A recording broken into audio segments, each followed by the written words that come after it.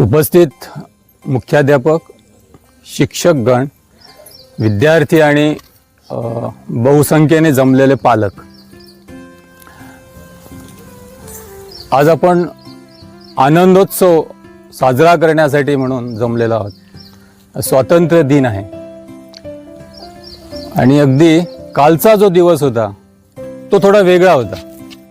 आपल्याला माहीत असेल तर विभाजन विभीषिका दिवस असा कालचा दिवस मानला जातो, मनवला जात नाही, मानला जातो. कारण विभाजनाच्या वेळी जे भयावह वातावरण देशात निर्माण झालं होतं त्याची एक स्मृती म्हणून कालचा दिवस आहे. आता याच्यात 3 गोष्टी आहेत की ज्यामुळे आपल्याला तेवढं ते इफेक्टिव्ह वाटत नाही.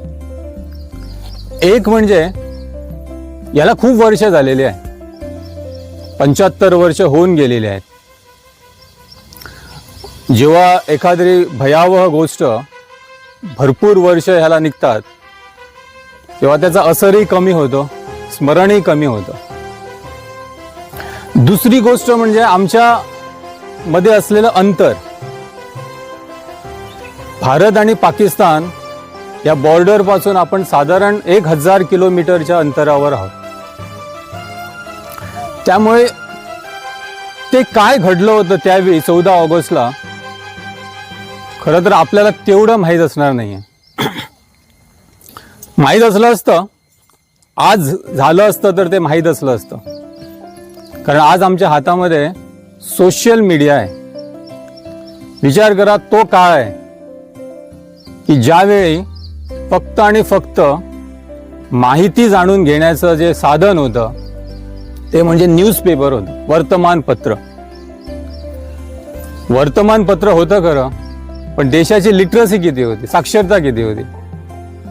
ग्रामीण भागामध्ये 5 ते 10% आणि शहरी भागामध्ये 30 ते 40%.